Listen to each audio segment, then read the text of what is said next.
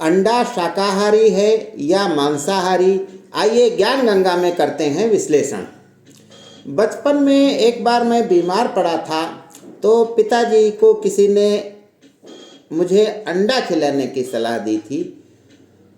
पिताजी ने फौरन मना कर दिया कि अंडा तो हम नहीं खिलाएंगे, जबकि घर में मछली और मीट खाते थे लोग। अंडा खाने से मना इसलिए कर दिया गया क्योंकि मुर्गी पालन प्रायः मुस्लिम करते थे और अंडा भी वही खाते थे। तो ये ऐसी परंपरा बनी थी कि अंडा यदि हिंदू खाएगा तो वो उसके लिए धर्म भ्रष्ट हो जाएगा, धर्म नष्ट हो जाएगा।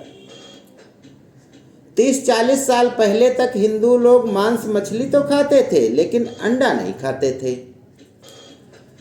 लेकिन जब से टीवी पर प्रचार आया संडे हो या मंडे रोज खाएं अंडे, तब से अंडे खाने का प्रचलन इतना बढ़ गया कि आज हर दिन लगभग 50 करोड़ अंडे हिंदुस्तान में खाए जाते हैं।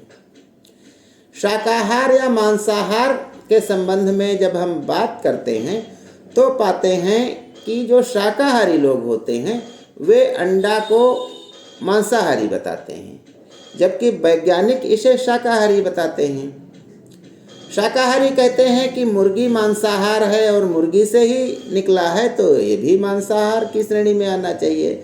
वैज्ञानिक कहते हैं घी दूध भी गाय और भैंस या बकरी से हम प्राप्त करते हैं, लेकिन उसे तो शाकाहारी माना जाता है, उसे तो मांसाहारी नहीं माना जाता है। तब फिर शाकाहारी लोग कहते हैं अंडे से चूजा निकलता है, दूध से चूजा थोड़ो निकलता है। वैज्ञानिक कहते हैं बाजार में जो फार्मी अंडे होते हैं उनसे चूजा नहीं निकलता है, यानी अनिषेचित अंडे होते हैं, मुर्गी मुर्गा के मिलन से नहीं पैदा होते हैं। ये ऐसे ही मुर्गी से अंडे प्राप्त किए जाते हैं, इसलिए ये शाकाहारी हैं।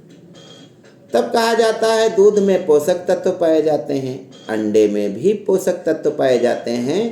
सफ़ेदी 60% होती है, जर्दी 30% और खोल जो है कैल्शियम कार्बोनेट का बना होता है वह 10% होता है।